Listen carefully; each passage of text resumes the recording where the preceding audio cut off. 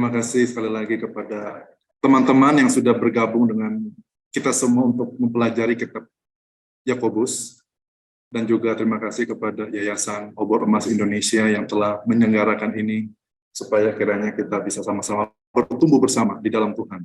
Iya, saya akan share screen terlebih dahulu Bapak Ibu. Nah, jadi saya hanya sekedar ingatkan kembali karena ini akan kita pakai sekali lagi. Jadi kita akan pakai apa yang kita sudah bahas minggu lalu. Bagi saya minggu lalu itu adalah tulang punggungnya gitu, backbones. Jadi tulang punggung daripada memahami bagaimana kita memahami kitab Yakobus begitu. Jadi itu tulang punggungnya, itu penting sekali fondasinya.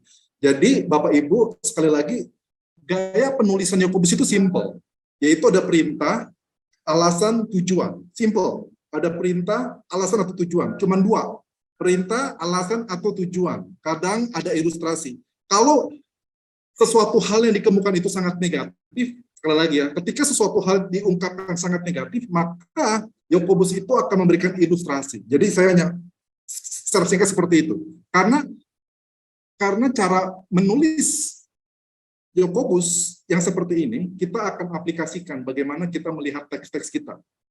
Ayat-ayat kita, sekali lagi ada perintah, alasan atau tujuan. Nah, oke. Secara singkat Bapak Ibu, nah, saya pengen Bapak Ibu mengingat satu hal ya. Ini so-go. Ada so-go, ya kan? So-nya itu adalah source. Yang kedua adalah solution, lalu berikutnya adalah goal. Kita ada goal. Jadi dengan kata lain, di dalam tentang penderitaan atau tentang pencobaan-pencobaan, itu ada sumbernya, ada solusinya, ada tujuannya atau goals-nya. Itu jadi secara garis besar ya. Saya akan ulang lagi, tapi masuk ke dalam spesifik, masuk ke dalam topik khusus, yaitu tentang pencobaan-pencobaan. Nah, Bapak Ibu, nah ya, sekarang sebelum saya membahas, nah ini dia, ini Bapak Ibu nggak usah takut dengan yang D. Yang D ini untuk saya sendiri, karena saya lebih bisa memahami bahasa Alkitab daripada bahasa yang lain. Nah itu dia. Jadi Bapak Ibu, sebelum kita bahas ayat 2 sampai dengan ayat yang keempat, nanti kita akan bahas, saya akan bacakan dulu ya Bapak Ibu. Saya mungkin akan minta kepada Pak ini ya, Pak Setiawan, sudah lama Pak. Salam Pak Setiawan. Jadi saya minta Bapak Setiawan nih Pak, bacakan dulu ya Pak ya, ayat yang ke-13 sampai ayat yang ke-15 Pak Setiawan. Pak Setiawan, wah ini luar biasa ini. Saya sudah lama tidak berjumpa dengan Bapak. Bapak boleh bantu kita Pak membacakan Pak? Di-unmute dulu Pak, Pak Setiawan, ayat 13 sampai 15. Oke, ayat yang ke-13. Apabila seorang dicobai, janganlah ia berkata, pencobaan ini datang dari Allah. Sebab Allah tidak dapat dicobai oleh yang jahat, dan ia sendiri tidak mencobai siapapun. Tetapi tiap-tiap orang dicobai oleh keinginannya sendiri, karena ia diseret dan dipikat olehnya. Dan apabila keinginan itu telah dibuahi, ia melahirkan dosa. Dan apabila dosa itu sudah matang, ia melahirkan maut. Oke, terima kasih Pak. Baik sekali. Jadi saya akan minta juga kepada Pak Petrus ya, Pak Petrus untuk bacakan ayat yang kedua sampai ayat yang keempat dulu. Silakan. Mungkin Pak Petrus bantu kita Pak. Baik Pak, ayat yang kedua. Saudara-saudaraku, anggaplah sebagai suatu kebahagiaan apabila kamu jatuh ke dalam berbagai-bagai pencobaan, sebab kamu tahu bahwa ujian terhadap imanmu itu menghasilkan ketekunan. Dan biarkanlah ketekunan itu memperoleh buah yang matang, supaya kamu menjadi sempurna dan utuh dan tak kekurangan suatu apapun. Terima kasih Pak Petrus dan Pak Setiadi, jadi sangat membantu, sangat menolong kita.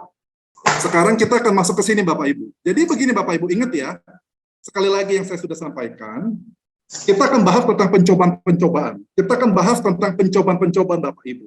Dan sekali lagi saya jelaskan, mirip ya, ada perintahnya, sekali lagi, ini ada perintahnya. Lalu berikutnya ada alasan atau tujuan, dan berikutnya sumber-sumber, ya kan, sumber cobaan ini. Jadi Bapak Ibu seperti yang sudah dibacakan oleh Pak Setiadi, itu sumber pencobaan ini ketika ayat 2 itu dikatakan cobaan, itu berkenaan dengan cobaan yang berada dalam diri sendiri. Itu berkaitan dengan keinginan kita, akan hasrat kita, ya kan? Itu bersifat dengan natur kita yang berdosa begitu. Jadi pencobaan ini adalah bukan cobaan yang berada di luar kita, tapi ini berada di dalam kita. Ini pencobaan ini di dalam ayat 2 sampai 18 ini bukan cobaan yang bersifat eksternal,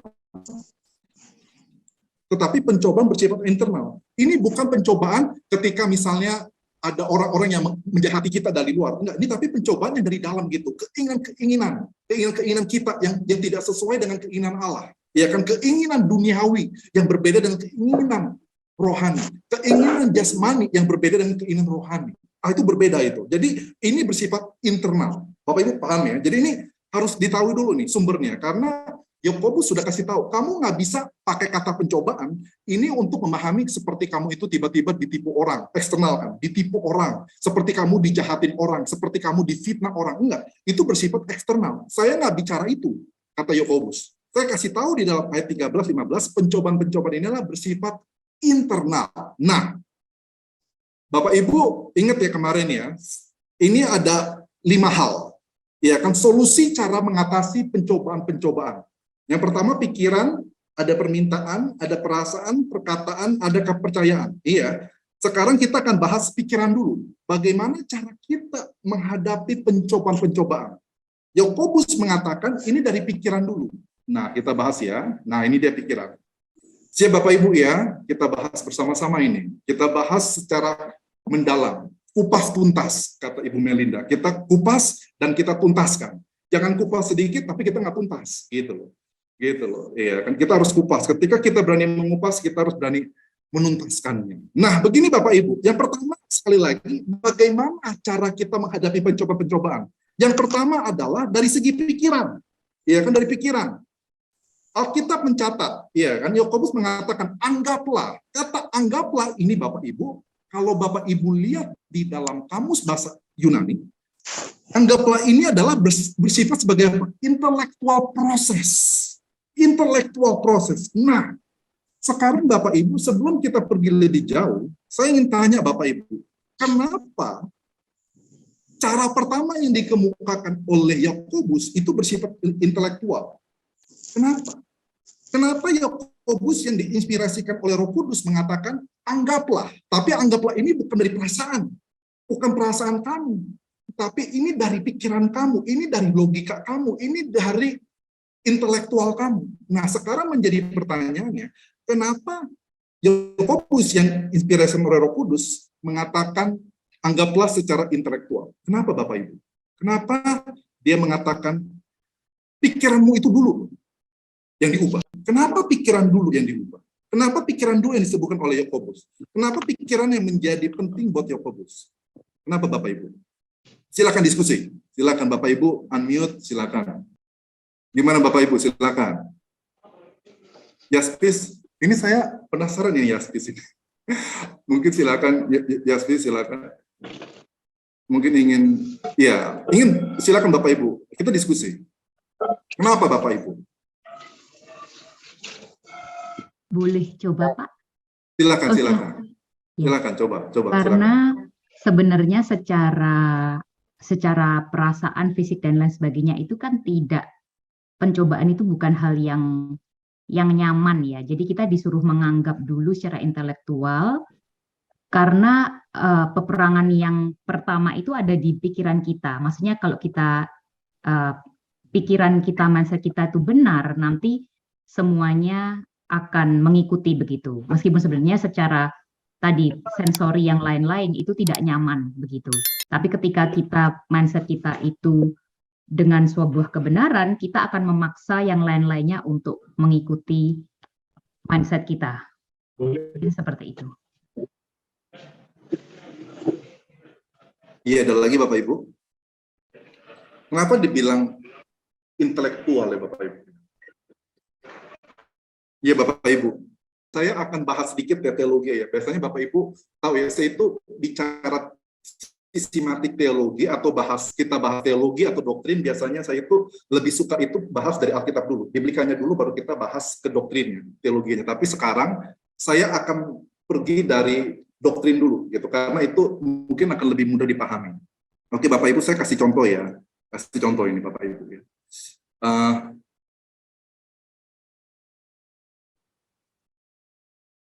Mana ini? Saya kasih contoh. Oke, saya kasih contoh ini. Saya masuk ke sini. Kalau Bapak Ibu sudah bisa lihat, kasih tahu saya ya. Sudah bisa lihat, Bapak Ibu? Sudah. Oke. Jadi Bapak Ibu perhatikan ya, Roma 12 ayat 2. Oke, saya minta kepada Pak Yoyo, coba Pak Yoyo bacakan dari Roma 12 ayat 2. Coba Roma 12 ayat 2. Mungkin saya bisa buka di sini aja ya, biar lebih mudah. Mana Indonesia? Mana ada I? Ada I. Indonesia. Oke. Coba Pak Yoyo bisa baca di sini, Pak Yoyo. Roma 12 ayat 2.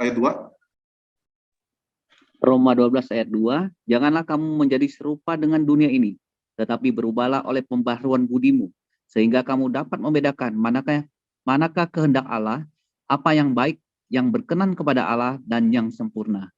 Menarik ya Pak ya. Nah ini Pak Yoyo, coba Bapak Ibu perhatikan nih. Saya mau ada sulap. Ada sulap. Sulapnya tapi sulap Alkitab. Gini Bapak Ibu perhatikan baik-baik. Ada beberapa hal yang penting. Yang pertama adalah tetapi berubahlah oleh. Tetapi berubahlah. Jadi gini, kita itu jangan sama seperti dunia, tetapi berubah oleh apa Bapak Ibu? Pembaharuan budimu, betul kan? Jadi budi kita yang sudah diperbaharui oleh Allah ini, sekali lagi ya. Budi kita yang sudah diperbaharui oleh Allah ini, ketika kita percaya, sekali lagi, ketika kita percaya kepada Kristus, kita diberikan pikiran yang baru, kita diberikan budi yang baru, dan budi dan pikiran yang baru ini yang diberikan oleh Allah itu akan memampukan kita itu untuk tidak menjadi serupa dengan dunia, akan membantu kita supaya menjadi serupa dengan Kristus. Membantu kita untuk mengenali kehendak Allah. Itulah doktrinnya Bapak Ibu. Jadi ketika kita sudah diselamatkan, ketika kita sudah percaya, Tuhan mengubah kita, ya kan? Mengubah kita dengan cara apa? Memberikan, salah satu perubahan itulah Tuhan memberikan kita budi yang baru. Dan yang menariknya Bapak Ibu, budi di dalam bahasa Inggris adalah apa? Budi, mind. Bapak Ibu pikirannya. Yang menariknya apa Bapak Ibu? Di dalam bahasa Yunani adalah noos. Noos itu adalah seperti logika gitu, seperti pikiran. Jadi logika pikiran. Jadi bukan hanya budi saja, bukan akhlak, tetapi ini pikiran. Jadi ketika kita percaya kepada Tuhan, budi kita berubah begitu. Pikiran kita berubah. Pikiran kita diberikan pikiran yang baru. Kita diberikan pikiran supaya kita itu mampu menyenangkan Allah, mampu mengenali kehendak Allah. Itu pikiran itu penting. Ketika kita itu sudah menjadi orang percaya, pikiran ini menjadi modal supaya bagaimana kita bisa pleasing, menyenangkan hati Tuhan. Pikiran itu sangat penting Bapak Ibu. Jadi Bapak Ibu, ini yang dikatakan oleh Yakobus. Kenapa dia katakan? Nah, ini saya balik lagi ke sini. Nah, Bapak Ibu sekarang mengerti ya, kenapa dikatakan anggaplah? Kenapa Bapak Ibu dikatakan anggap? Kenapa? Karena firman Tuhan, sekali lagi ya, firman Tuhan itu nggak pernah mengatakan perasaan kamu sudah diubahkan. Nggak pernah, tapi pikiran kamu sudah dikasih pikiran yang baru, bukan perasaan yang baru. Kita dikasih pikiran yang baru. Dengan pikiran yang baru ini, memampukan kita sekali lagi untuk hidup bersama dengan Allah. Jadi dengan katakan begini, Bapak Ibu ingat ya, tadi dikatakan apa? Sumber pencobaan ini apa? Sumber pencobaan ini bersifat apa Bapak Ibu? Sumber pencobaan ini bersifat apa? Internal, betul ya? Jadi pencobaan ini bersifat internal, dan bayangkan Bapak Ibu, ketika pencobaan ini contoh, kita itu ingin berzina, ketika kita itu ingin selingkuh, ketika kita itu ingin mencuri, ya kan? Ketika kita itu, misalnya gini ya, ketika kita itu ingin berbohong, ya kan? Itu sangat sulit begitu Bapak Ibu. Bahkan ketika kita ingin marah, contohlah marah. Ketika kita ingin marah, kita itu ngikutin perasaan kita. Nggak bisa Bapak Ibu. Nggak bisa gitu loh. Jadi, Bapak Ibu itu nggak bisa ngikutin apapun yang ada dalam diri kita selain pikiran baru yang dikasih oleh Allah. Kenapa? Karena perasaan itu menipu. Jadi makanya dikatakan bukan merasalah, bukan kamu merasalah sebagai sukacita penuh. Karena perasaan kita sebagai manusia yang sudah jatuh dalam dosa ini menipu keinginan kita. Jadi kita mau marah, kita itu bisa memanipulasi pikiran kita. Keadaan eksternal bisa memanipulasi dalam kita, dan keadaan dalam kita, keadaan internal kita bisa memanipulasi respon kita. Kita itu bisa di penjara, Bapak Ibu. Jadi makanya kalau kita mengandalkan kehidupan kita, perasaan kita yang terbatas, indera kita yang terbatas, maka Bapak Ibu kita itu akan sangat mudah sekali untuk ditipu oleh perasaan kita, keinginan kita yang jahat, keinginan kita yang suka menyeret kita, keinginan kita yang suka menipu kita. Bisa Bapak Ibu. Jadi dikatakan apa? Perasaan kita itu sangat subjektif, perasaan kita itu sangat lemah, perasaan kita itu gampang dipengaruhi oleh keinginan-keinginan kita. Jadi kesimpulannya apa? Jangan mengandalkan perasaan kamu. Ketika kamu ingin mengalahkan pencobaan di dalam kamu, seperti marah, berzina, mencuri, berbohong, jangan mengandalkan perasaan kamu. Jangan mengandalkan indera kamu. Tapi andalkan apa? Pikiran yang Tuhan sudah kasih. Pikiran baru ketika Tuhan sudah kasih kepada kamu, ketika kamu percaya kepada Tuhan. Gunakan itu. Seperti di dalam Roma 12 ayat 2. Pikiran yang baru. Gitu kan. Makanya Bapak Ibu dikatakan apa? Ini pikiran yang baru, gitu. Pakailah pikiran ilahi, pikiran yang Allah kasih, untuk menganalisa, untuk menelaah, untuk mengevaluasi, untuk menilai, untuk melihat semua hal yang terjadi dalam kehidupan kita. Dengan pikiran ilahi itulah, bukan dengan pikiran duniawi, bukan dengan perasaan duniawi. Gitu Bapak Ibu. Ngerti ya? Mantap sekali. Jadi Bapak Ibu paham ya, ini kenapa sih Yakobus ini ngomongnya intelektual, anggap bukan secara perasaan, tapi secara intelektual. Tapi bukan intelektual manusia yang berdosa, tetapi pikiran yang sudah diberikan oleh Allah ketika kita diselamatkan. Nah itu dia, saya masuk ke teologianya. Itu dia. Itu alasan pertama, kenapa pakai istilah apa? Intelektual. Kenapa pakai istilah logika? Kenapa pakai istilah apa? Pikiran. Lalu berikutnya yang kedua, kenapa tetap pakai alasan yang kedua, kenapa dia pakai istilah pikiran, menganggaplah sebagai intelektual proses, kenapa Bapak Ibu? Kenapa Bapak Ibu?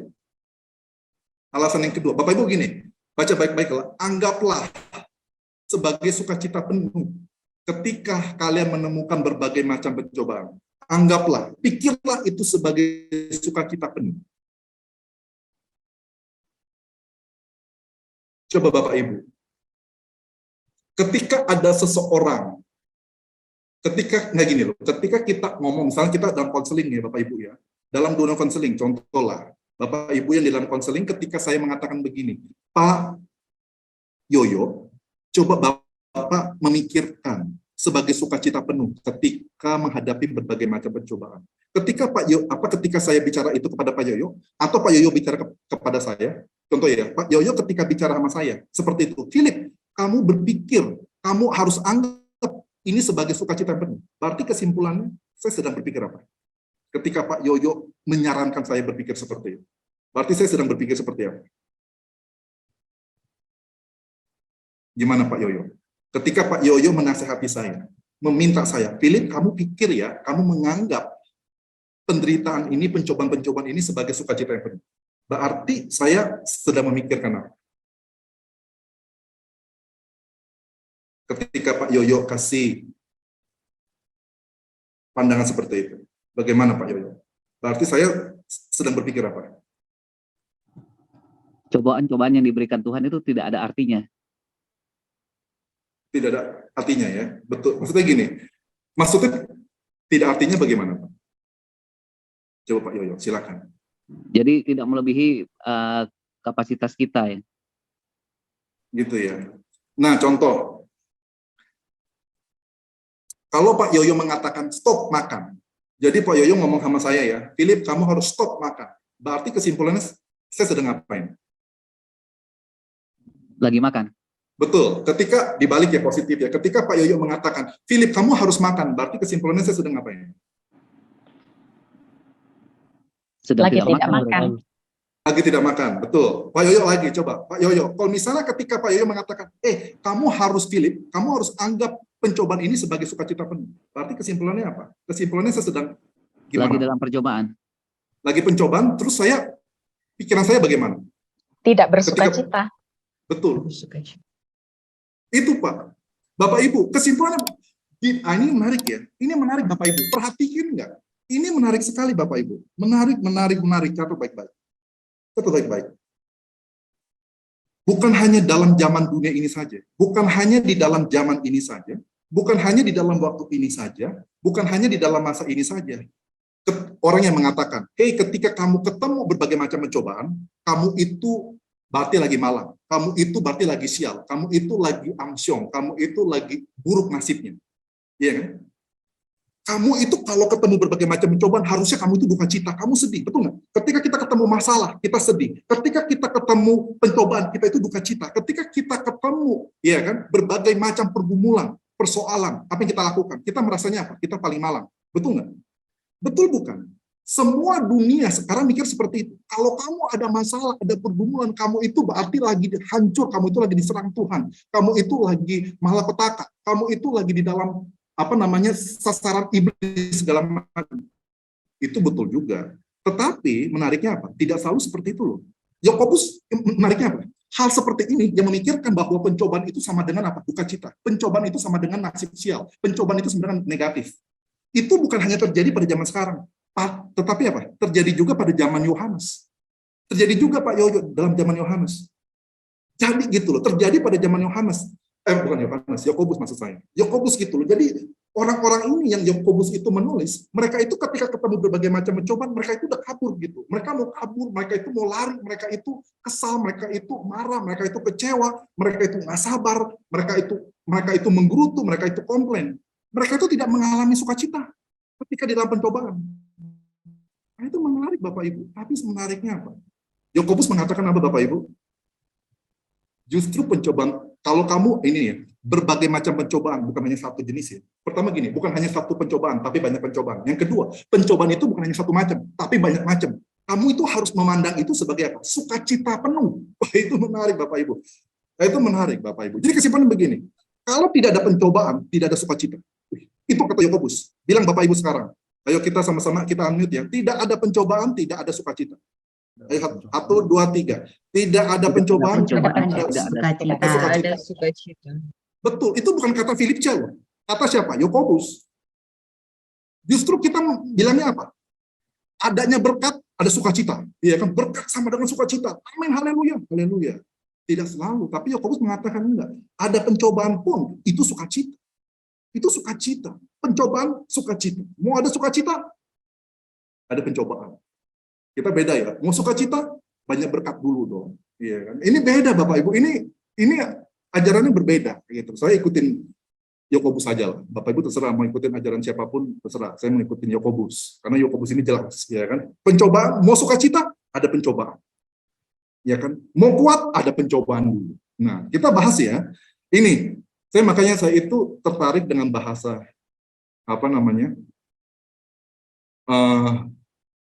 di sini Bapak Ibu ya. Bapak Ibu nggak usah lihat di sini, ini dia. Ada kata sukacita penuh. Di dalam bahasa dalam bahasa Indonesia diterjemahkan suatu kebahagiaan. Saya kurang suka ya dengan kata suatu. Jadi cuma satu kebahagiaan gitu. Tetapi saya menerjemahkan ini Bapak Ibu ini sebagai sukacita penuh. Jadi Bapak Ibu, kalau Bapak Ibu itu diserang bukan hanya satu tapi banyak, bukan hanya satu variasi, tapi banyak variasi. Ini berbagai macam ya. Berbagai macam. Ada serangannya dari A, ada serangan dari sini, situ, sini, pencobaan apapun secara internal dikatakan apa? Kamu itu kalau kamu menemukan semua itu dikatakan apa? Itu baru sukacita kamu, itu baru pol. Sukacita kamu itu baru penuh. Sukacita kamu itu benar-benar lengkap. Wah, itu dia.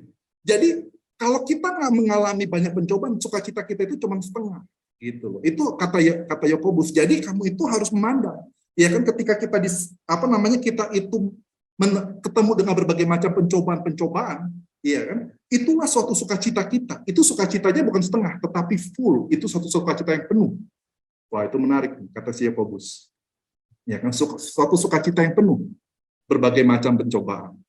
Tetapi sekali lagi, ini berat Bapak Ibu. Karena kita sekali lagi, cilakanya adalah kita itu terlalu sering diajarkan, termasuk saya dulu ya. Termasuk saya gitu loh. Saya itu terlalu, ini saya ambil saya aja. Saya itu terlalu sering diajarkan banyak pengajaran-pengajaran yang kurang alkitabiah. Jadi sehingga ketika saya menghadapi pencobaan-pencobaan, saya itu susah sekali untuk bersukacita. Jangankan bersukacita penuh, bersukacita aja udah susah gitu. Sukacita 1/4 aja udah susah banget gitu. Ketika saya ada satu pencobaan 2, pencobaan ketiga, nggak habis-habis lagi, saya capek gitu loh. Ini capek gitu. Adanya jangankan sukacita, jangankan sukacita 1/4, sukacitanya udah susah. Saya merasa itu capek. Dan saya mikirnya gini, Tuhan kenapa saya seperti ini? Kenapa saya seperti ini? Kenapa seperti ini? Kenapa hidup saya seperti ini? Selalu mikir seperti itu. Karena apa? Saya itu nggak pernah di-training oleh hamba-hamba Tuhan menjadi tentara-tentara Kristus. Cilakanya apa? Banyak pengajaran-pengajaran di luar sana. Banyak hamba-hamba Tuhan di sana, gereja di sana, mengajarkan kita itu seperti bayi. Kita nangis sedikit, kasih susu. Nangis sedikit, kasih susu. Tapi kita itu nggak pernah di-training. Kalau kita nangis, kamu jalan sendiri, cari uang sendiri. Gitu loh. Kayak saya, pas saya di Amerika, saya itu berjuang sendiri gitu. Karena saya nggak mau gitu, saya nggak mau jadi anak yang manja. Saya anak yang paling kecil, lalu berikutnya yang kedua, laki-laki lagi. Biasanya budaya Chinese, anak laki-laki yang paling kecil, itu biasanya paling dimanja. Saya bilang, saya ingin menjadi tentara. Saya nggak bisa jadi anak mami lagi. Saya nggak bisa jadi anak papa lagi. Saya nggak bisa jadi, istilahnya apa? Apa namanya? Golden boy ya, maksud ya anak emas lagi. Saya nggak bisa jadi baby lagi gitu. Saya nggak bisa jadi baby of the family. Saya nggak bisa lagi menjadi bayi lagi di dalam keluarga. Saya harus mandiri. Selama ini kita itu dididik oleh gereja, itu bukan dididik sebagai pahlawan-pahlawan, tentara-tentara yang tetap kita bisa bersukacita meskipun kita di dalam medan peperangan. Kita nggak bisa gitu. Di medan peperangan kita biasanya apa? Kita itu menggerutu, kita itu kecewa, kita itu kesel gitu. Kita itu stres.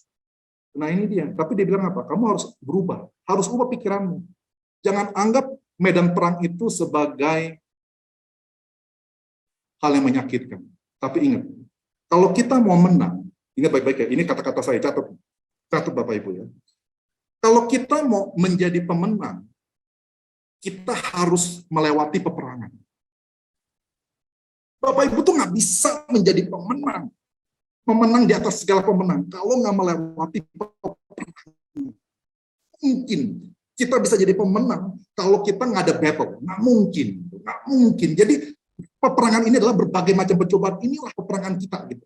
Bisa nggak Tuhan mendidik kita? Bapak Ibu carilah di dalam kitab-kitab Perjanjian Baru, cari. Semua para rasul mendidik kita bukan untuk menjadi anak-anak atau bayi, tetapi apa? Mendidik kita sebagai apa? Menjadi tentara pahlawan-pahlawan Kristus, menjadi pemenang, bahkan lebih daripada pemenang. Nah, itu dia. Mantap. Bapak Ibu nggak akan bisa menjadi pemenang kalau tidak ada peperangan. Oke? Nah, ini dikasih tahu dulu nih, perintah nomor 2 nih Bapak Ibu. Sampai sini Bapak Ibu ada pertanyaan nomor 2? Perintahnya dulu kan. Kalau lagi ada perintah, alasan, tujuan. Bapak Ibu ada pertanyaan tentang perintah dulu? Silakan kalau Bapak Ibu ada yang ingin bertanya. Sebelum saya masuk lebih dalam lagi.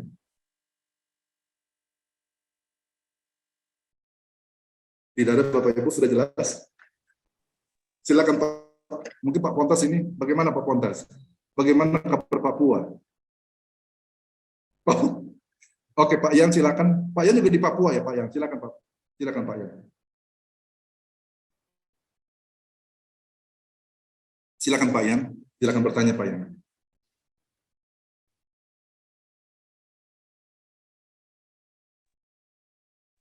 Iya, bisa tanya Kak Pak? Silakan Pak. Ini Pak, berbagai macam pencobaan ini pernah ada saya dengar orang berkhotbah itu seperti warna-warni atau pelangi begitu. Apakah itu tepatkah atau tidak? Iya Pak, banyak Pak. Betul, itu jadi memang bervariasi gitu. Jadi Bapak Ibu pencobaan yang kita alami itu bukan yang satu. Sangat gampang ya kalau hidup kita itu cuma satu pencobaan doang, enggak. Tapi seringkali pencobaan kita itu banyak warna, banyak wajah. Masalahnya bukan satu tapi banyak gitu kan. Apa manifestasinya beda-beda, wajahnya berbeda-beda gitu. Wah itu berat. Itu hidup kita akan seperti itu. Selalu seperti itu, betul kan? Kita lebih banyak mengalami pencobaannya kadang daripada berkatnya. Tapi Tuhan mendidik kita untuk menjadi pemenang. Makanya harus melewati banyak peperangan melalui pencobaan-pencobaan. Seperti itu, silakan Pak. Realitanya begini Pak. Realitanya kan berbagai pencobaan itu seperti yang Bapak bilang tadi. Sulit kita menghadapinya ketika kita bilang bahwa itu pencobaan itu sukacita gitu. Itu kan sulit Pak, betul. Titik poin yang sangat berat karena diawali loh Pak. Ini di awal loh Pak, bukan di akhir. Tapi ini nasihat awal. langsung dia suruh berubah itu menurut saya sesuatu yang radikal ya buat saya. Betul Pak, betul Pak. Bapak yang katakan itu betul Pak. Jadi yang Bapak katakan itu betul. Ini memang sulit. Kenapa? Jadi masalah apa? Masalah menganggap pencobaan itu sebagai suatu sukacita bahkan penuh lagi. Itu bukan hanya menjadi pergumulan kita pada zaman sekarang, tapi orang-orang pada zaman Yakobus juga. Mereka mengalami kesulitan. Makanya Yakobus meminta seperti itu, Pak. Itu betul, Pak. Ini memang radikal dan ditempatkan sengaja yang pertama kali. Karena ini Pak kuncinya, Pak. Yang pertama, ini pintu masuknya, Pak. Kalau kita ingin menghadapi pencobaan itu bagaimana? Caranya apa? Dengan ini gini, jangan cara kita menganggap secara intelektual. Nah, itu berapa? Memang betul, Pak. Itu benar, Pak. Itu betul. Tapi dikasih tahu, Pak. Ini kan dikasih tahu sesuatu yang radikal, sesuatu yang sulit, sesuatu yang sangat tidak mudah. Tetapi dikasih tahu, Pak, Bapak Ibu, ada alasannya, apa tujuannya. Nah, kita masuk ayat 34 ya. Tujuannya apa, Bapak Ibu? Coba saya minta Bapak Ibu dikatakan apa? Karena mengetahui. Karena udah tahu nih. Kenapa kita bisa bersukacita, Pak? Kenapa kita harus bersukacita dan bisa bersukacita? Kenapa, Pak? Karena kita mengetahui, Pak. Karena kita tahu, meskipun kita tidak merasakan. Ya kan, ketika kita mengalaminya itu kita nggak merasakan. Karena kita tahu apa isi pengetahuan kita, Pak. Isinya apa? Ujian atau testing. Ini menarik, Bapak Ibu. Kata ujian ini dalam bahasa Yunani-nya itu pakai kata testing. Jadi ada cobaan gitu, testing ya. Testing, ini menarik nih. Terhadap iman kalian. Ini menarik, Bapak Ibu. Ini saya mau fokus ke sini, Bapak Ibu ya. Saya mau fokus ke sini. Ujian iman. Bapak Ibu, ini mungkin Bapak Ibu, ini terlalu teknis. Bapak Ibu yang udah belajar Yunani mungkin juga nggak tahu. Tapi saya kasih tahu ini. Kata iman di sini, ini fungsinya ya, itu sebagai objek. Atau kita di dalam istilah teknisnya adalah objektif genetik. Ini sebagai objek. Jadi iman kita, Bapak Ibu, ini menarik Bapak Ibu. Dengarkan baik-baik ini. Ini kenyataan dari Yakobus mengatakan, iman kita itu akan selalu menjadi objek dari cobaan, dari ujian. Bapak Ibu suka nggak suka, siap nggak siap, kuat nggak kuat, iman Bapak Ibu itu akan selalu dicobai, akan selalu jadi testing, diuji. Itu akan, jadi yang diuji itu apa? Iman kita gitu. Iman kita yang diuji. Bapak Ibu siap nggak siap, iman itu akan terus diuji. Bapak Ibu sanggup nggak sanggup, akan terus diuji. Iman itu akan selalu menjadi objek. Ini dia. Makanya objektif. Mana nih iman? Ini dia. Objektif genetik. Itu jadi objek Bapak Ibu. Bapak Ibu masalah 1, 2, 3 belum selesai, ada lagi gitu kan. Masalah pergumulan kita belum selesai gitu. Ya kan? Pencobaan itu belum selesai, 1, 2, 3 belum selesai, ada tambah lagi. 4, 5, 6, 7, 8, 9, 10. Nggak selesai. Karena iman itu Bapak Ibu, catat baik-baik.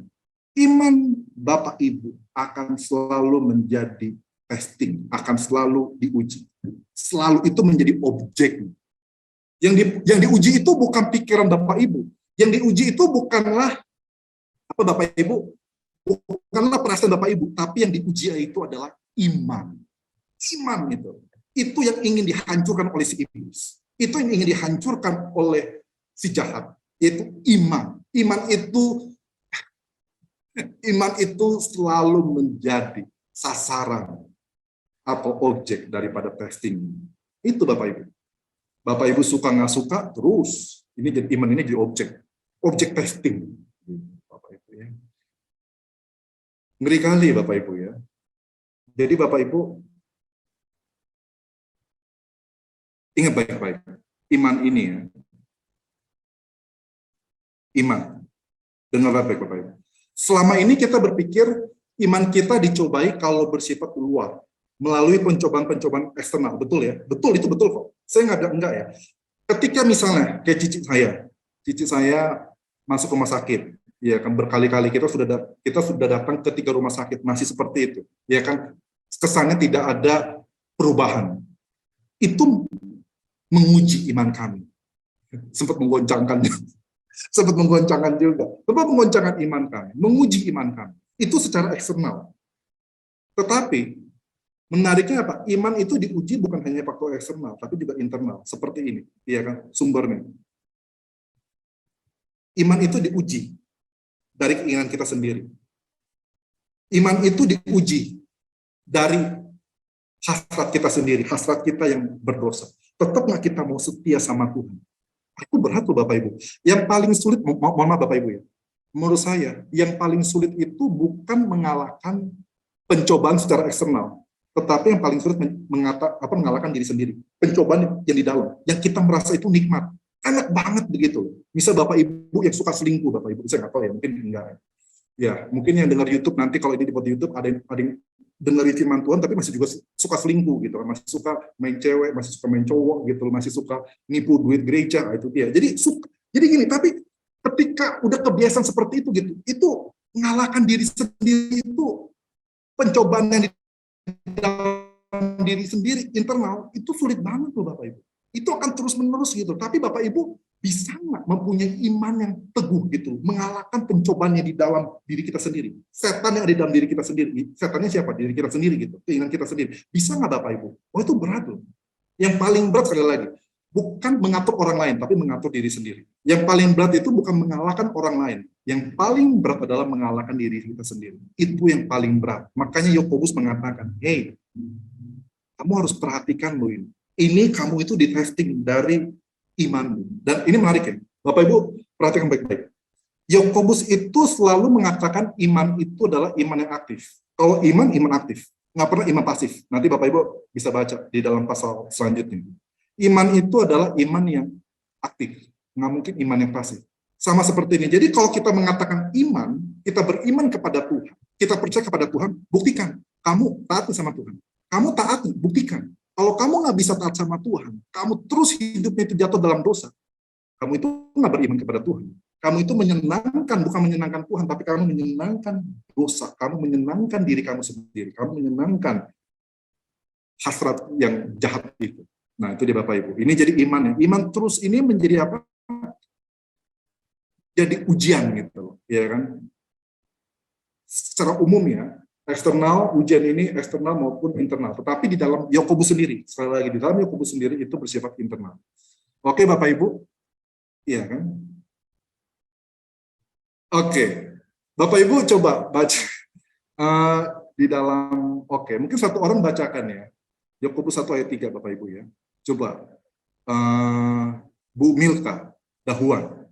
Coba mohon bacakan Yakobus 1 ayat 3 di dalam LAI-nya.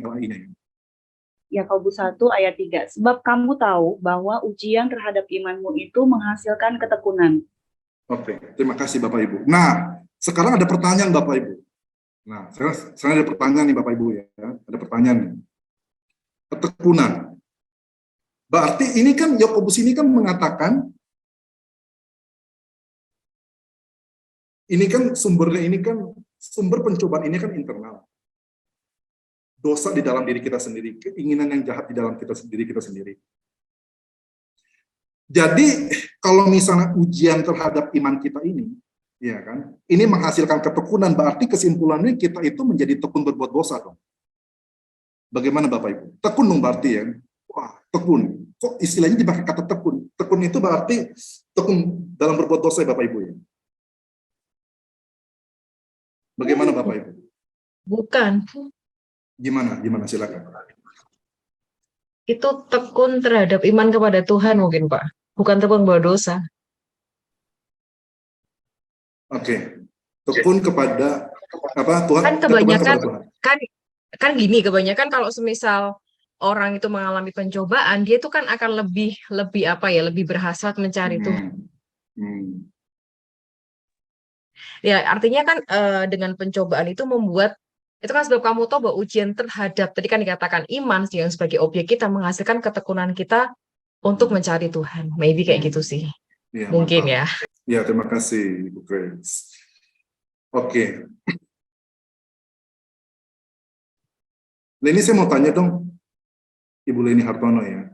Iya, silakan Pak. Ketekunan itu dalam bahasa Inggrisnya apa ya? Di sini pakai... Enggak, bukan. Oh. Bukan di sini secara umum. Oke. Bisa persistence, bisa endurance ya. Ya. Ketekunan, persistence, yes. Ya. Perseverance juga bisa. Iya. Ya. Kalau endurance ini Lebih apa nih kira-kira? Kalau endurance ini ketika diterjemahkan ke bahasa Indonesia itu lebih ke apa? Oh, Artinya? lebih ke Ketahanan. ya Oh, siapa bertahan. siapa tadi yang bicara itu? Bapak siapa tadi? Ketahanan, Pak, Pak. Pak siapa tadi yang bicara itu? Siapa Pak? Siapa Pak? Robi. Pak Robi, betul Pak. Jadi sebetulnya betul Pak, Bapak Ibu ya, itu betul. Kalau saya menganggap mungkin ini terjemahannya yang tepat itu bukan ketekunan, tapi apa ketahanan. Perhatian nggak terjemahan bahasa Inggris? New American Standard Bible bilangnya endurance, ketahanan, endurance, ketahanan. Jadi itu dia. Jadi dan saya pikir ini ketahanan itu mungkin lebih baik terjemahannya, lebih masuk akal. Kenapa? Lebih bagus dan lebih masuk akal. Maksudnya kenapa bisa lebih masuk akal? Karena ingat nggak, ini pencobaan apa yang si Yakobus katakan? Ini pencobaan secara internal diri kita loh. Kalau kita itu terus dicobain, iya kan kita kan dicobain terus kita terpikat, ya kan? Udah udah terseret dipikat, ya kan? Udah diseret terpikat, kita kalah kan? Dicobain, kita tercobai oleh keinginan kita sendiri secara internal. Kemudian apa? Diseret dan dipikat. Tapi kalau kita tahan, kita itu nggak bisa diseret. Kalau kita tahan, kita nggak bisa dicobai. Kalau kita tahan, kita nggak bisa dipikat. Nah, itu dia Bapak Ibu. Jadi bagi saya, terjemahan yang lebih tepat. Nah, Bapak Ibu ya, sekali lagi ya, berpikir pakai logika gitu. Sekali lagi, Bapak Ibu nggak perlu tahu bahasa aslinya, tapi bisa berpikir dari logikanya. Ini kayaknya ada sesuatu yang janggal nih, terjemahan LAI kita, LAI gitu kan. Apa-apa atau gitu. Jadi Bapak Ibu bisa bisa melihat gitu dari ayat 13-15, terus berikutnya dari ayat kedua, ayat ketiga. Ini kayaknya lebih bagus ini. Terus apa lagi? Diperbandingkan dengan terjemahan bahasa Inggris. Ini lebih tepat adalah ketahanan. Jadi Bapak Ibu, kalau kita terus-menerus dicobain ya, kalau kita terus-menerus dicoba, iman kita terus dicoba. Ya kan dulu iman kita masih kecil, kalah. Iman kita kecil, kalah. Iman kita kecil, kalah. Tapi lama-lama ketika kita semakin digodok, ya saya ingat nge-gym lah.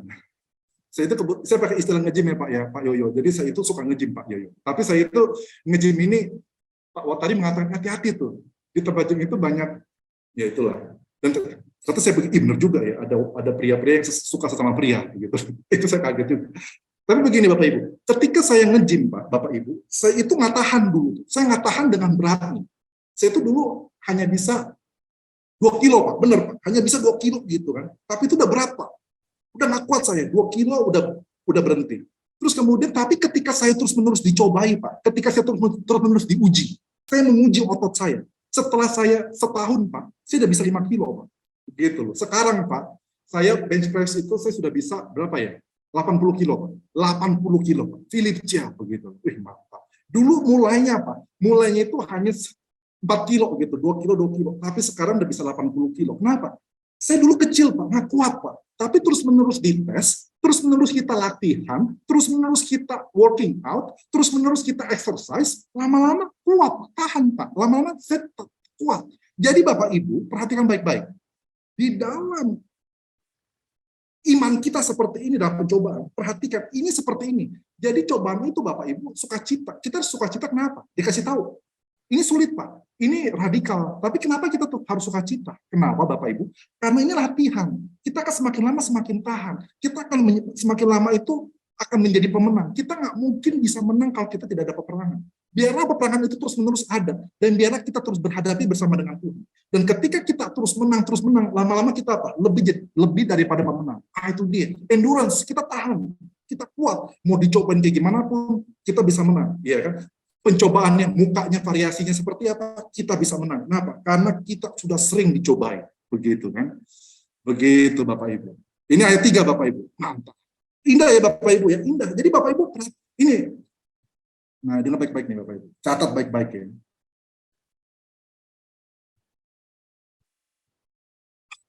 Catat baik-baik ini, penting Bapak Ibu. Catat baik-baik ya, penting. Ini penting Bapak Ibu. Ini masukin TikTok atau masukin manapun. Dengar baik-baik ini. Pastor Philip Chia yang berkata, ini dengar baik-baik. Kehidupan seorang Kristen, kehidupan orang Kristen itu bukan seperti lari sprint, tapi seperti lari maraton.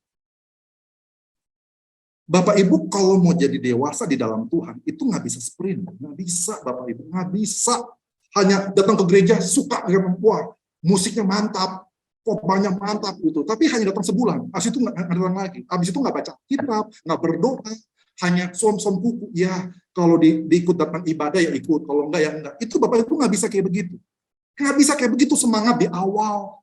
Ya kan, ikut pemahaman Alkitab, datang ke gereja semangatnya di awal, wah semangat, terus berikutnya apa? Setelah 2 bulan, 3 bulan, wah mulai, ya kan, semangat di awal, terus berikutnya udah turun, jatuh terus gitu. Nggak bisa Bapak Ibu. Di mana-mana kehidupan seorang Kristen itu seperti maraton. Kita itu di tempat. Yang penting konsisten, bertahan. Di tempat jatuh bangun lagi, di tempat jatuh bangun lagi. Panjang. Makanya dipakai istilah apa? Endurance. Tahan Bapak Ibu, daya tahan maraton. Bukan hanya masalah skill, bukan hanya masalah kepintaran, tapi masalah kita mau daya juang kita sejauh mana, daya tahan kita sejauh mana. Ketika kita sudah digodok, kita kehilangan segalanya, ada masalah secara eksternal, pencobaan secara eksternal maupun pencobaan secara internal, kita capek Bapak Ibu. Tapi bertahan, endurance, till the end. Itulah hidup orang Kristen. Lari maraton. Sama termasuk belajar Alkitab, Bapak Ibu, baik-baik ya. Belajar Alkitab itu nggak bisa hanya, kagum di awal. Wah, saya senang sekali nih penjelasannya Pak Philip. Saya senang sekali penjelasan dengan pendeta ini. Hanya semangat di awal. Sprinter gitu kan. Terus nggak belajar Alkitab lagi. Nggak bisa Bapak Ibu. Harus maraton. Belajar Alkitab pun itu harus maraton. Capek kadang mau belajar, ya kan udah ngantuk, udah banyak masalah, udah cucu bermasalah, udah anak-anak nggak jelas, perusahaan kacau balau, tapi tetap kita bertahan di tengah-tengah badai. Itulah orang Kristen, lari maraton, bukan lari sprint. Silakan Ibu Katarina, adik Ayu. Ya Pak, terima kasih kesempatannya. Jadi saya mau nanya, ini tadi kan tentang ketahanan ya, ketahanan kan kita itu sama aja pencobaan itu seperti misalnya kita punya traumatik gitu ya, traumatik terhadap suatu relasi, misalnya ya suami istri seperti itu ya.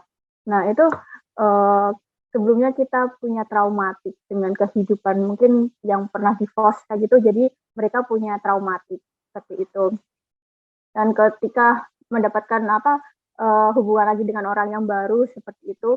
Nah, traumatik itu tuh tidak gampang ya untuk kita menghilangkan dalam diri kita seperti itu.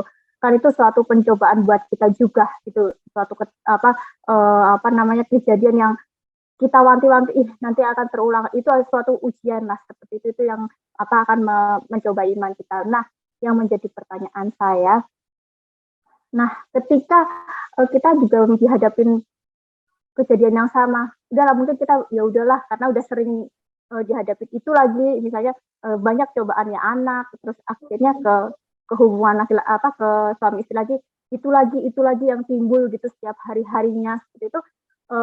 Kita yang saya sebagai perempuan lama-lama juga udah jenuh, ya udahlah biar tapi dengan tidak saya melenceng dengan selingkuh enggak seperti itu. Jadi saya cuma ibarat katanya ya wis lah terserah mau gimana kayak gitu. Nah, di situ apakah itu juga iman saya itu bisa dikatakan itu menang seperti itu. Sedangkan itu hanya karena karena sudah suatu kejenuhan gitu loh. Kasih Pak Cia. Terima kasih Ibu. Hebat ya. Pertanyaan Ibu itu sebetulnya dijawab oleh Yakobus 2000 tahun yang lalu. Di dalam apa? Di dalam ayat yang keempat. Kita belum masuk ayat yang keempat. Ayat yang keempat. Pertanyaan Ibu dijawab ayat yang keempat. Jadi bukan Philip yang menjawab. Bukan Anda bertanya, Philip yang menjawab. Bukan. Anda bertanya, Alkitab menjawab. Itu mantepnya Alkitab gitu. Makanya saya mencintai Alkitab. Oke Bapak Ibu. Ada pertanyaan sebelum kita menjawab pertanyaannya Ibu Katarina. Nah kita masuk ke sini ya. Ini terjemahan saya. Ini terserah lah. Boleh pakai kata dan atau lalu, then atau and, terserah. Saya nggak terlalu ini. Tapi sini menariknya ini apa Bapak Ibu? Di sini ada kayak permintaan, ada request, biarlah, ya kan dalam bahasa Yunani ini, EKT. Jadi biarlah, ya kan. Jadi ada permintaan. Jadi begini Bapak Ibu, ini menarik. Kenapa ini dia pakai permintaan? Kenapa dia pakai request? Biarlah ketahanan mempunyai hasil yang sempurna. Kenapa ngomong begitu? Kenapa dia ngomong biarlah ketahanan mempunyai hasil yang sempurna? Kenapa? Misalnya Bapak Ibu ya, misalnya Pak Harto, saya mengatakan begini, biarlah Pak Harto, saya berharap Pak Harto mempunyai cicit-cicit. Ketika saya mengatakan begitu, biarlah Pak Harto dengan Ibu Melinda mempunyai cicit-cicit. Gitu. Ketika saya ngomong seperti itu, apa yang sebetulnya sedang dikomunikasikan? Pak Harto. Oke, contoh gini lah. Siapa tadi? Siapa yang bicara tadi? Siapa? Pak Harto belum Silakan, punya Pak. cicit-cicit. Betul. Itu tadi siapa yang? Setiawan. Pak Setiawan. Betul ya Pak ya? Jadi gini, ketika saya mengatakan biarlah Pak Harto mempunyai cicit-cicit, kesimpulannya apa? Belum tentu Pak Harto itu punya cicit loh. Belum tentu loh. Iya, dia punya cucu sudah, tapi punya cicit belum tentu loh. Bisa ada dapat cicit, bisa tidak. Tapi itu permintaan, harapan gitu loh. Harapan kan, biarlah aku berharap Pak Harto mempunyai cicit-cicit. Jadi kesimpulannya apa? Meskipun Bapak Ibu itu terus menerus, iman Bapak Ibu itu jadi objek testing, terus menerus, ia akan diserang. Hari ini diserang, besok diserang, minggu depan diserang, bulan depan diserang, tahun depan diserang, tiap hari diserang sampai kita capek. Aduh Tuhan, saya capek banget. Terus kita makin kuat kan, seperti Gujima, kita makin kuat. Tapi ingat loh, meskipun kita makin kuat, belum tentu kita akan mempunyai hasil yang sempurna. Belum tentu. Belum tentu Bapak Ibu. Belum tentu. Bisa aja kita tahan, tapi kita depresi. Ya kan seperti kata Ibu Katarina, bisa aja saya tahan gitu loh, tapi sudah cuek gitu, udah capek gitu. Hasilnya nggak sempurna, tapi hasil apa? Hasil pas-pasan. Karena tidak semua ketahanan itu akan menghasilkan hasil yang sempurna semua. Makanya dia pakai kata apa? Biarlah. Itu harapan. Jadi doanya si Yakobus, biarlah segala cobaan yang kamu alami, testing yang kamu alami terhadap iman itu menghasilkan ketahanan, dan biarlah ketahanan itu kita doakan, kita harapkan itu mempunyai hasil yang sempurna. Karena apa? Sekali lagi Bapak Ibu, tidak semua ketahanan ini, tidak semua cobaan ini akan membuat kita itu hasil yang sempurna. Hasilnya mungkin 80, nggak 100, tapi 80. Mungkin nggak A, tapi A minus, atau B, atau B plus. Nggak sempurna. Jadi ini tergantung Bapak Ibu. Makanya ini harapan gitu. Ya keren ya. Mantap. Ini saya menarik. Itu makanya saya bilang kalau saya gali dari bahasa aslinya itu, ini saya hanya menjelaskan aja loh. Yakobus itu udah sangat detail. Gitu. Jadi dia sudah tahu pertanyaan Ibu Katarina berapa ribu tahun yang lalu, berapa ribu tahun yang akan datang. Dia sudah tahu, maka dia tulis ayat yang keempat ini. Hebat sekali ini, Yakobus itu. Nah ini dia dikatakan apa? Biarlah ketahanan. Karena tidak semua pencobaan itu akan membuat kita itu sempurna, enggak. Lebih baik betul, tapi tidak sempurna sekali lagi. Lebih baik bisa, tapi tidak sempurna. Ya kan, mempunyai hasil yang sempurna. Nah itu dia. Saya agak sedikit beda ya Bapak Ibu, terjemahan. Saya nggak tahu LAI. Saya nggak baca LAI. Ya, saya baca LAI tapi jarang. Saya perhatiin Bapak Ibu, saya pakai kata ya itu. Saya menerjemahkan kata ya itu. Ini bahasa Yunani-nya Bapak Ibu, kalau nggak bisa lihat, nggak bisa baca nggak masalah. Saya menerjemahkan ini ya itu. Maksudnya itu apa? Ya itu ini adalah ini kontennya. Jadi kasih tahu kan, hasil yang sempurna itu apa? Hasil yang sempurna itu adalah. Jadi ya itu adalah. Jadi bukan supaya. Karena banyak beberapa terjemahan itu menerjemahkan supaya. Dengan kata lain itu mengkomunikasikan tujuan. Bagi saya ini bukan mengkomunikasikan tujuan, tapi ini mengkomunikasikan konten atau isi. Atau apa itu hasil yang sempurna. Apa itu hasil yang sempurna Bapak Ibu? Bapak Ibu apa hasil yang sempurna? Kalian menjadi dewasa. Kalian menjadi apa? Teleo. Teleo ini maksudnya artinya apa? Biasanya itulah sempurna. Tetapi Bapak Ibu, kata teleo ini juga bisa diterjemahkan apa? Dewasa. Bapak Ibu begitu. Jadi gini. Kita gini loh. Orang itu tidak bisa menjadi dewasa tanpa adanya testing. Nah, mungkin Bapak Ibu. Kalau hidup Bapak Ibu itu aman terus, enak terus, diberkati terus, mulus terus, itu nggak mungkin dewasa. Orang dewasa itu kalau ketika dia angkat beban. Orang itu bertambah dewasa ketika dia itu melihat begitu banyak kerikil-kerikil dalam kehidupan dia. Dia itu menjadi dewasa.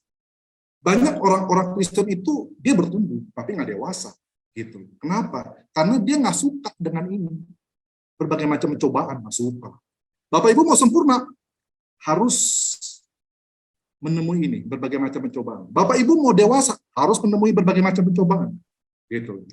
Harus ketemu, nggak mau. Bapak Ibu, no pain, no gain. Ingat ya Bapak Ibu ya, ingin ya, no pain no gain. Kalau Bapak Ibu nggak ada pain-nya, pain ini yang pain, berbagai macam pencobaan, nggak ada gain-nya, nggak ada hasil yang sempurnanya, nggak ada.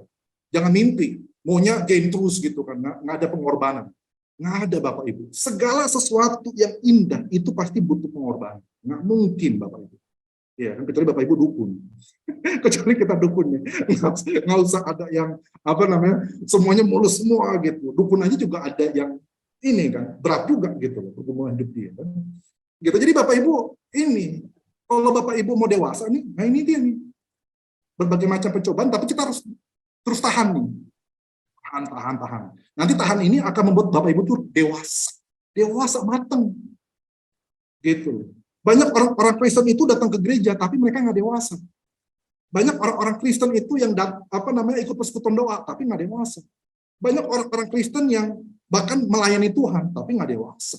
Begitu loh. Beda ya. Melayani Tuhan dengan dewasa itu berbeda. Mereka masih anak-anak gitu loh. Masih bocah pikiran, imannya masih bocah. Nah itu dia. Kita harus tanya, Tuhan, gue udah dewasa belum sih?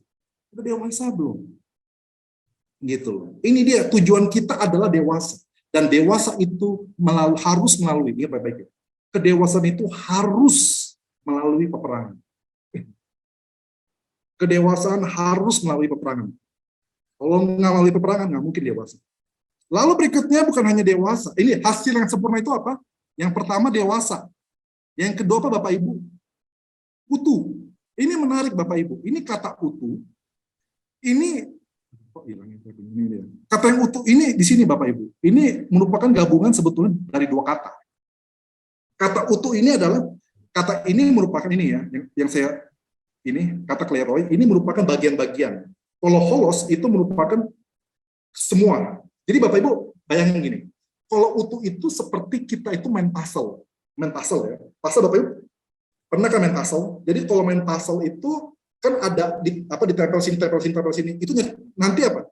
Itu kan bagian-bagian kan. Tempel sana, tempel sini itu kan bagian-bagian Bapak Ibu ya. Betul ya, bagian-bagian. Nah, ketika bagian-bagian tersebut, ketika itu masih bagian itu belum utuh, tapi ketika bagian-bagian itu semua sudah ngumpul semua bersama di dalam satu kerangka itulah baru utuh. Jadi kesimpulannya apa?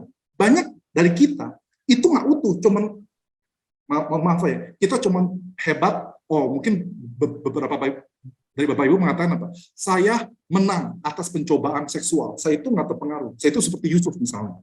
Saya itu pencobaan seksual, perjinahan, saya enggak aman. Tetapi dia ada masalah. Masalah apa? Mulut. Masalah mulut dia kalau ngomel itu dia nggak bisa tahan tuh Bapak Ibu. Waduh, dia bilang begini, kalau gue nggak lepasin semua isi hati gue ya, itu gue belum ngomel gitu, gue belum puas begitu. Daripada gue ya dan gue bisa sakit gitu kan, daripada gue sakit mendingan sakit gitu kan. Gue keluarin semua kata-kata gue. Iya kan, gue kuat. Dia kuat, dia nggak berjinah, dia setia. Tapi mulutnya itu dia setia dalam pernikahan dia setia. Tapi setia dalam mulut gue nggak setia. Setia deh, waduh ngomongnya itu udah, waduh kacau balau begitu kan. Iya kan. Terus juga ada setia apa? Hati gitu loh. Ada orang yang setia hatinya, sering apa? Sering jealous. Atau berikutnya kalau perasaannya udah mau apa, harus diikutin. Kalau ngambek, pokoknya harus ini diakuin. Kalau nggak dia, nah itu Bapak Ibu, dia memang hebat. Di bagian-bagian tertentu dia bisa gitu, tapi dia nggak utuh. Bapak Ibu, Tuhan maunya kita itu full mature. Dan berikutnya bukan hanya matangnya itu bukan hanya sebagian-sebagian aja, porsi-porsi ini, porsi itu, porsi ini, tapi utuh seluruhnya. Jadi Bapak Ibu itu harus dewasa, bukan hanya dewasa di dalam bagian-bagian, tapi dewasa secara utuh. Lalu berikutnya apa Bapak Ibu? Lacking in nothing. Lacking in nothing. Nggak kekurangan apapun. Jadi selama ini Bapak Ibu, ini dia. Orang Kristen itu banyak kurang, banyak lacking. Gitu loh Bapak Ibu. Bilang ya Bapak Ibu ya, saya kurang di mana sih? Saya kurang di mana? Gitu loh. Ya mungkin saya 90% udah bagus lah, tapi masih ada 10%. Makanya dibilang sama si Yakobus, dia berdoa supaya kalian itu 100% sempurna. Apa aja 100% sempurna? Dewasa, utuh, lacking in nothing. Jadi benar-benar sempurna 100%. Nggak kurang, iya saya udah bagus sih, tapi saya kurang di sini, kurang di sini, kurang di sini. Nah, maunya itu 100%. Total, 100% bagus, 100% dewasa, 100% utuh. nggak kurang satu pun, nggak 99,9%, ya, benar-benar 100%. Itulah, makanya dibilang apa, doa, ngerti ya? Makanya dikatakan apa? Dia siapa namanya? Si Yakobus itu berdoa, gitu. Kalian itu supaya bisa menjadi sempurna. Tapi kalian itu nggak bisa menjadi sempurna kalau kalian tidak ada peperangan. Mantap. Dari sini Bapak Ibu ada pertanyaan. Ini kita sudah bahas nih, 2 sampai yang ke-4 begitu kan. Apa bisa ya? Nah makanya betul kata Pak Pontas. Apa bisa ya? Makanya kan Pak Pontas tadi dikatakan apa Bapak Ibu di sini? Ya kan? Perhatiin nggak Bapak Ibu? Biarlah. Tadi kan saya pakai terjemahan apa? Biarlah Bapak Ibu. Biarlah. Jadi ini harapan. Bisa nggak ya? Kita berharap, kita berdoa. Yakobus mendoakan Bapak Ibu. Bayangkan Yakobus mendoakan Bapak Ibu supaya bisa sempurna. Tapi ini apa? Ini bukan pasti, ini harapan. Iya, ini harapan. Gitu loh. Bisa nggak ya? Kita berdoa, kita berusaha, kita tetap tahan, dan kita tetap menambahkan pencobaan. Jadi sebelum kita tutup malam hari ini, selesai pembelajaran kita doa, Tuhan, berikanlah aku berbagai macam pencobaan. Bukan berikan aku berbagai macam berkat, tapi berbagai macam pencobaan. Supaya aku itu menjadi sempurna. Aku ingin sempurna di dalam Tuhan. Bukan sempurna kekayaanku, bukan sempurna pasanganku, tetapi aku yang sempurna, bukan pasanganku. Bukan Bang Ekanku yang sempurna, tetapi kerohanianku yang sempurna. Sadis ya Bapak Ibu ya, ini keren ya. Oke, sampai sini Bapak Ibu, sini sudah pas 1 jam lebih. 1 jam 10 menit tepat. Jadi silakan Bapak Ibu, saya buka diskusi. Terima kasih Bapak Ibu, tadi saya sudah lihat ada 50 orang masuk, 49 sekarang, 1 keluar. Oke, silakan Bapak Ibu, kalau ada pertanyaan, ya kami persilakan. Diskusi atau kesaksian. Silakan Ibu. Dari ini kalau kita belajar dari yang ini pikiran, berarti menjadi dewasa itu karena bertahan di dalam ujian, pasti ya kita dewasa. Tetapi bertahan di dalam ujian itu belum tentu dewasa kan, masih harapan kan. Jadinya gimana tuh? Kan ada kita dewasa, kita kalau perfect itu karena kita nggak mungkin dewasa tanpa ujian, kalau menurut Yakobus. Tapi kalau kita ngelewatin ujian, belum tentu juga kita dewasa. Kita bisa cuek, nggak dewasa, tapi kita jadi depresi. Betul nggak?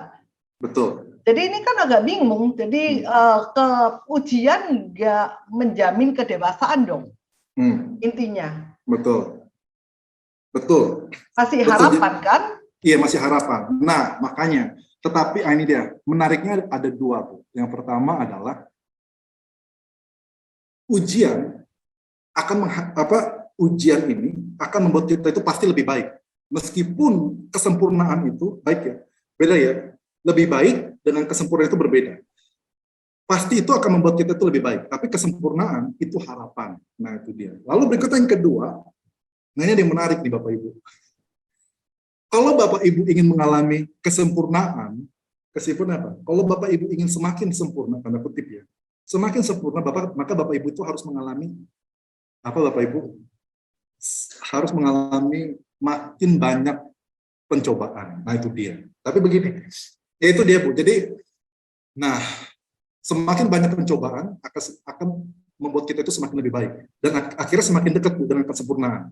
Nah, apakah itu bisa? Apakah ujungnya nanti kita akan bisa sempurna apa tidak Bu? Kita nggak ada yang tahu.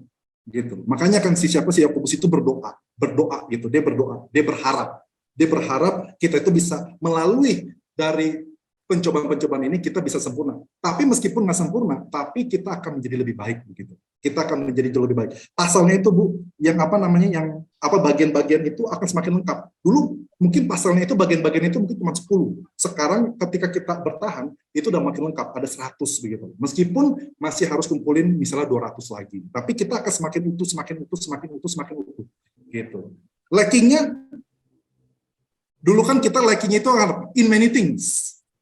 Sekarang lackingnya in something aja, in few things. Jadi hanya semakin dikit. Jadi karena sekali lagi konsepnya adalah, konsep Yakobus itu adalah kedewasaan yang maksimal, keutuhan, dan maupun lacking in nothing itu proses. gitu. Itu sih, jadi makanya seperti yang dikatakan lari maraton. Tapi intinya adalah kita terus berusaha gitu, jangan menyerah, berusaha karena itu tujuan kita gitu. Tujuan kita adalah menjadi dewasa utuh, like in nothing. Nah, natur pencobaan internal ini muncul sendiri, natur dosa atau dicari-carikah? Itu di dalam ayat 13 sampai 15 di bawah ini. Ayat 13 sampai 15. Gitu. Nanti kita akan jelaskan lebih lanjut lagi. Saya akan jelaskan lagi, Bu. Meskipun saya bahas sekilas 13 sampai 15, sekilas. Nanti kita akan bahas seperti ini lagi. Saya mau bahas ini Bapak Ibu. Oke, ya, minggu depan Bapak Ibu. Bapak Ibu, saya mohon Bapak Ibu, minggu depan kita akan bahas tentang doa. Menariknya adalah gini. Doa ini menarik, ya, saya bahas ini. Bapak Ibu, saya minta Bapak Ibu baca ayat 5 sampai ayat 8. Simple. Ini menarik Bapak Ibu ya. Ini oke, saya mau tanya dulu. Bapak Ibu ada pertanyaan nggak? Sebelum saya ngegas lagi. Ada komentar dan mungkin pertanyaan Pak. Ya, ini senada dengan punya Bu Melinda. Jadi begini, betul, saya dulu juga pernah tanya seperti Pak Pontas juga, apakah bisa? Kan Yesus sendiri bilang, jadilah sempurna seperti Bapamu sempurna, sedangkan kita masih hidup di dunia ini yang kita ada dosa. Lalu menjelaskannya bagaimana? Jadi ini saya mau sharing apa yang saya dengar, saya ingin Pak Philip, apakah ada jawaban lain gitu maksudnya. Jadi yang saya baca ini bilang seperti ini, Alkitab tentu saja tidak bisa melegalisirkan dosa dengan bilang, jadilah kamu hampir sempurna karena kamu tidak mungkin sempurna kalau Bapakmu sempurna. Jadi karena Tuhan itu sempurna, jadi kita didoakan, diharapkan kita sempurna. Tetapi kita dalam hidup ini sudah pasti tidak akan sempurna, tapi seperti Bapak bilang tadi, akan semakin menuju kesempurnaan. Jadi kalau dilihat seperti grafik itu, dia akan terus naik ke atas, meskipun dia akan pernah jatuh begitu Pak. Jadi yang itu yang menjadi penghiburan saya saat itu, ketika saya tanya seperti Pak Pontas, apakah bisa begitu? Itu adalah bagaimana pattern hidup kamu itu menunjukkan kedekatanmu dengan kesempurnaan, tetapi sempurna itu akan terjadi ketika di surga. Nah, Bapak Philip punya apa? Maksudnya tadi Bapak sudah bilang sedikit sih. Jadi menghiburkannya seperti itu apa betul penghiburannya? Nah, begini, menghiburnya seperti ini, Bu. Gini, kita diskusi ya. Coba kita diskusi tentang jauh. Tapi jujur nih, diskusinya jujur nih. Di depan Tuhan. Gitu. Di depan Tuhan, di depan sesama. Nah, saya mau nanya seperti ini, Bapak Ibu. Kepada Leni. Leni, pertama, Leni itu patternnya naik nggak? Naik nggak? Pertumbuhan progresnya naik nggak? Prosesnya dan progresnya naik nggak? Ada progresnya. Jadi gini, kehidupan Kristen itu proses dan progres. Catat ya, proses dan progres. Jadi Leni itu betul mengalami proses Tuhan. Tapi juga berprogres. Ada progresnya. Tadi kan Bapak bilang sendiri, kalau secara manusiawi kan kita tidak punya alat ukur ya, tapi melihat kehidupan saya dulu dan sekarang, saya bersyukur ada progres Pak. Maksudnya, ya dari dulu saya bisa mengingat waktu saya pola pikir saya masih sulit, masih tidak karu-karuan, dan sekarang ada progresnya kalau Bapak bilang secara ya ada. Nah, betul. Ketika misalnya Leni ketemu pergumulan, persoalan, respon utamanya itu apa? Responnya biasanya itu apa? Ya, yang sekarang ya memang sudah, apalagi kemarin udah baca Pak Philip dan sebelumnya kita kan belajar dari kelas Pak Philip, jadi sekarang responnya sudah seperti itu. Jadi meskipun berat, kadang lupa, tapi sekarang sudah oke, Tuhan ini untuk menjadikanku naik ke level selanjutnya seperti itu. Secara bahasa orang awam ya Pak. Jadi saya meningkat lagi ke progres. Bisa bayangkan nggak? Iya kan. Leni waktu itu mengatakan kan, maksudnya apa namanya? Kadang sering lupa, lalu berikutnya baru ini kan ketika ikut ini kan kelas ini bahasa. Bisa bayangin nggak? Kesimpulan begini, dengan pemikiran yang salah aja masih ada progres. Bisa bayangin nggak Bapak Ibu? Betul. Ini kekuatan kita. Dengan pikiran kita aja yang salah, yang kita melihat pencobaan itu sebagai kutukan, kita melihat pencobaan itu sebagai masalah, kita melihat pencobaan itu sebagai pergumulan, sebagai kecewaan, sebagai komponen kepada Tuhan, ini kita masih bisa progres. Itu menarik Bapak Ibu. Betul. Itu menarik Kak. Itu Bapak Ibu tuh bisa bayangkan nggak? Kita menghadapi pencobaan dengan pikiran yang salah aja kita masih bisa progres. Apalagi kalau kita ikutin pikirannya firman Tuhan. Apalagi kita mengikuti nasihatnya Yakobus. Itu progres itu akan sangat Bayangkan loh, saya pun jujur ya, saya pun itu kan sudah bilang kan, saya kesaksian gitu. Karena pas saya di Amerika pun tahun 2021, itu saya bilang, Tuhan kenapa hidup saya begini? Saya bingung gitu loh. Tuhan kenapa?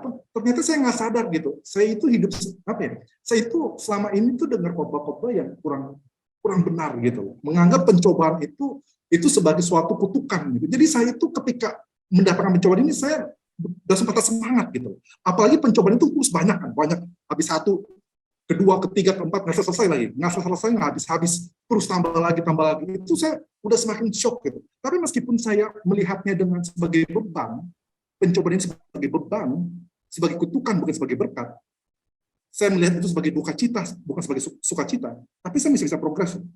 Bayangkan kalau kita sudah punya pikiran yang benar, progresnya itu naiknya cepat sekali. Cepatnya itu berototnya itu cepat sekali. Kalau kita dikasih tahu sama trainer, kalau kita dengarkan trainer, kita nge-gym ya, kan ada coach, ada trainer. Kalau kita dengarkan trainer yang benar, kalau kita ada coach yang bagus, ajarin kita itu lebih cepat gitu. Jadinya kebentuknya itu lebih cepat. Bayangkan dengan pikiran yang salah aja masih bisa proses. Dengan exercise yang keliru aja masih bisa berotot. Apalagi dengan exercise yang benar. Gitu Bapak Ibu. Jadi semangat ya. Bapak Ibu, saya harapkan seperti itu. Jadi saya mau ngomong ke permintaan, saya sudah panas. Panas maksudnya dalam arti semangat ya, tapi saya harus berhenti. Karena sudah mau 8:30. Jadi saya mungkin akan serahkan kembali kepada Ibu Ketua Kelas, Ibu Vivipa. Ya, makasih banyak Pastor Philip Chia untuk firman-Nya dan juga untuk pembelajaran kita pada malam hari ini.